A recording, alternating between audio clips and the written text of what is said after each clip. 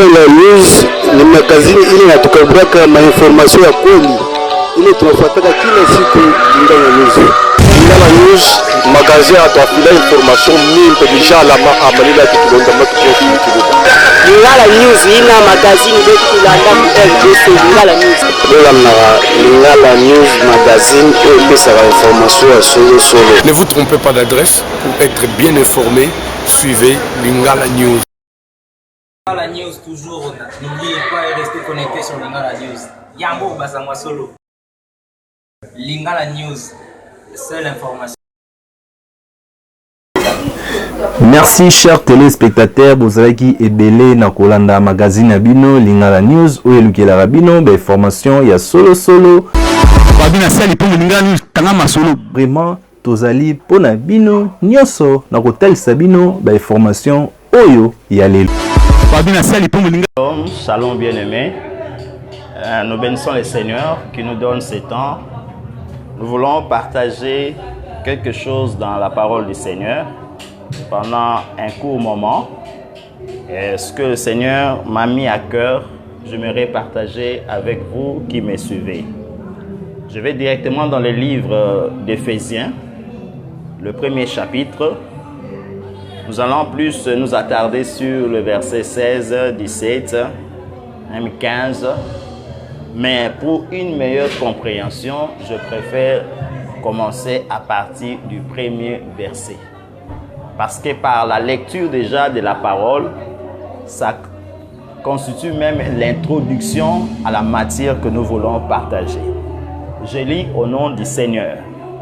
Paul, apôtre de Jésus-Christ, par la volonté de Dieu, aux saints qui sont à Éphèse et aux fidèles en Jésus-Christ. Que la grâce et la paix vous soient données de la part de Dieu, notre Père, et du Seigneur Jésus-Christ. Béni soit Dieu, le Père de notre Seigneur Jésus-Christ, qui nous a bénis de toutes sortes de bénédictions spirituelles dans le lieu céleste en Christ. En lui, nous a élus. En lui, Dieu nous a élus avant la fondation du monde pour que nous soyons saints et irrépréhensibles devant lui. En lui, là, c'est-à-dire en Christ, Dieu nous a élus. Le verset 5. Nous ayons prédestinés dans son amour à être ses enfants d'adoption par Jésus-Christ, selon le bon plaisir de sa volonté, à la louange de la gloire de sa grâce qu'il nous a accordée en son bien-aimé. En lui, c'est-à-dire en Jésus, nous avons la rédemption par son sang, la rémission des péchés selon la richesse de sa grâce, que Dieu a répandu abondamment sur nous par toute espèce de sagesse et d'intelligence, nous faisant connaître le mystère de sa volonté, selon le bienveillant dessein qu'il avait formé en lui-même, pour le mettre à exécution lorsque le temps serait accompli, de régner toutes choses en Christ, celles qui sont dans les cieux et celles qui sont sur la terre.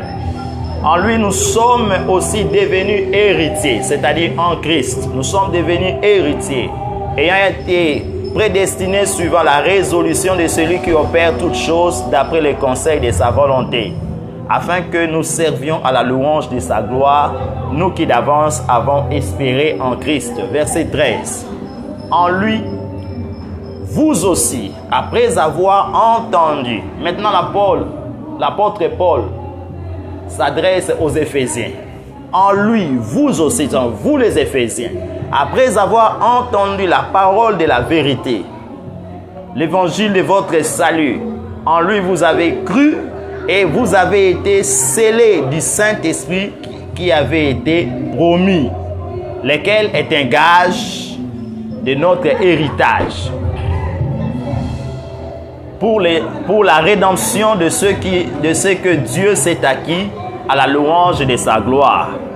C'est pourquoi moi aussi, c'est l'apôtre Paul qui parle, moi aussi, ayant entendu parler de votre foi au Seigneur Jésus-Christ et de votre charité pour tous les saints, je ne cesse de rendre grâce pour vous, faisant mention de vous dans mes prières. Ça, c'est le verset 16. Verset 17. Afin que le Dieu de notre Seigneur Jésus-Christ, le Père de gloire, vous donne un esprit de sagesse et de révélation dans sa connaissance. Verset 18. Et qu'il illumine les yeux de votre cœur pour que vous sachiez quelle est l'espérance qui s'attache à son appel, quelle est la richesse de la gloire de son héritage qu'il réserve aux saints. Et verset 19, et quelle est envers nous qui croyons l'infinie grandeur de sa puissance, se manifestant avec efficacité par la vertu de sa force. Verset 20, il a déployé en Christ en le ressuscitant de mort et en le faisant asseoir à sa droite dans le lieu céleste, au-dessus de toute domination et de toute autorité, de toute puissance, de toute dignité, de tout nom qui se peut nommer non seulement dans le siècle présent, mais encore dans les siècles à venir. Il a tout mis sous ses pieds. Il a donné pour chef suprême à l'Église, qui est son corps, la plénitude de celui qui remplit tout en tout. Amen. Et le verset que j'aimerais plus partager, je vais reprendre ces versets. C'est le verset 16, 17, 18 et 19. Je ne cesse de rendre... Non, je préfère par 15, commencer par 15. C'est pourquoi moi aussi, ayant entendu parler de votre foi au Seigneur Jésus et de votre charité pour tous les saints, je ne cesse de rendre grâce pour vous, faisant mention de vous dans mes prières. Donc, l'apôtre priait et faisait mention des saints ou des chrétiens d'Éphèse dans ses prières. D'abord, il rendait grâce au Seigneur et il priait. Il faisait mention des Éphésiens. Et qu'est-ce qu'il demandait dans ses prières? Il disait ceci au verset 16. Je ne cesse de rendre grâce pour vous, faisant mention de vous dans mes prières, afin que le Dieu de notre Seigneur Jésus-Christ, le Père de gloire, vous donne un esprit de sagesse et de révélation dans sa connaissance. Et qu'il illumine les yeux de votre cœur pour que vous sachiez quelle est l'espérance qui s'attache à son appel. Ça, c'est 1. 2. Quelle est la richesse de la gloire de son héritage qu'il réserve aux saints. Et 3. Quelle est envers nous. Il n'a pas dit seulement envers vous, parce que lui aussi fait partie de cette bénédiction. Quelle est envers nous qui croyons l'infinie grandeur de sa puissance se manifestant avec efficacité par la vertu de sa force, il a déployé en Christ en le ressuscitant des morts et en le faisant asseoir à sa droite dans le lieu céleste. Amen. Et dès le début de ce chapitre, vous voyez déjà l'apôtre, il est en train de dire que nous sommes bénis en Christ de toutes sortes de bénédictions dans le lieu céleste, de bénédictions spirituelles. Et il a dit bien des choses ici il a dit que nous sommes bénis en Christ. Nous avons par son sang la rédemption, nous sommes rachetés, nous avons la rémission, c'est-à-dire le pardon des péchés, et nous sommes devenus héritiers. Mais ici maintenant l'apôtre Paul, depuis qu'il a dit, et entendu parler de votre foi et de votre charité, l'apôtre est en train de prier Dieu pour que Dieu puisse leur donner l'esprit des... le verset 16. Voilà. L'esprit. Pour que Dieu... Je veux lire le verset. Afin que le verset 17, afin que Dieu, notre Seigneur Jésus-Christ, le Père de gloire, vous donne un esprit de sagesse et de révélation dans sa connaissance. Pourquoi? Et qu'il illumine les yeux de votre cœur pour que vous sachiez quelle est l'espérance qui s'attache à son appel.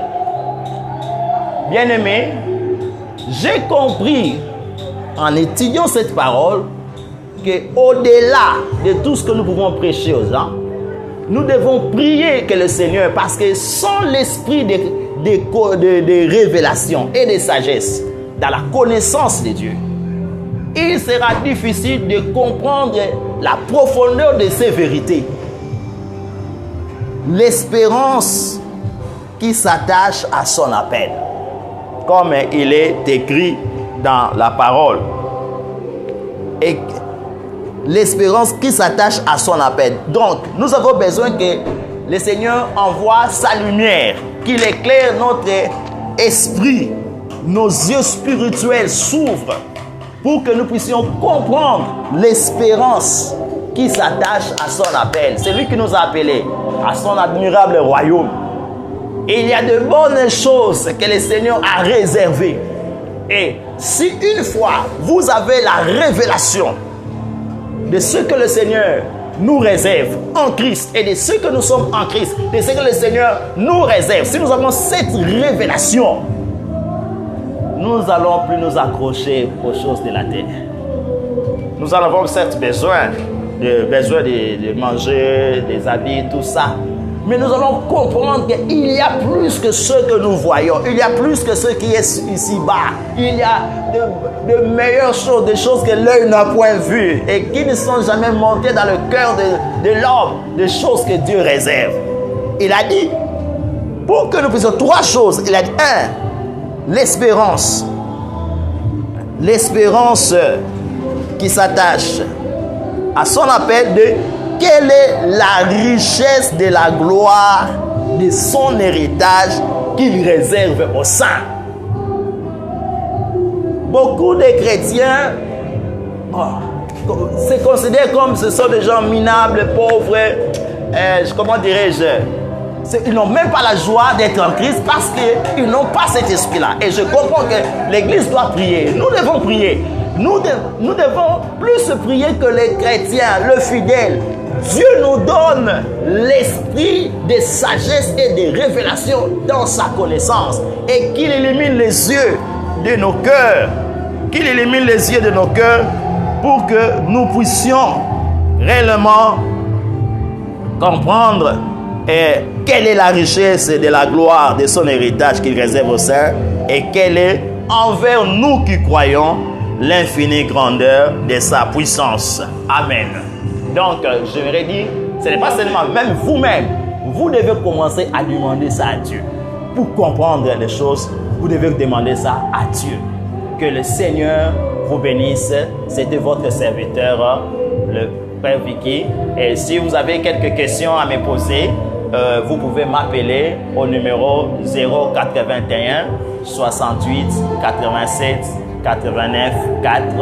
Ça, c'est Vodacom. Je réponds 081 68 87 89 4. Et dans le numéro Orange 089 85 734 52. Je reprends 089 85 734 52. Que Dieu vous bénisse. Donc, mon frère, ma soeur, c'est bien de prier. Dieu donne-moi l'argent, Dieu donne-moi ceci. C'est bien, ce n'est pas interdit. Mais ici, nous allons dans des sortes de prières que l'apôtre faisait. Et une fois que vous avez cette révélation, vous ne serez plus la même.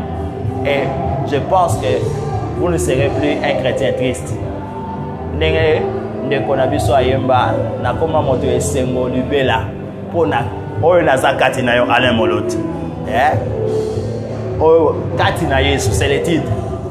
Parce que à découvrir l'esprit ayé éclairé. Ceux qui m'ont limo éclairé au thé, on comprend na yo thé. On va retanga mais on va regarder mon ande. Voilà, que Dieu vous bénisse. Merci.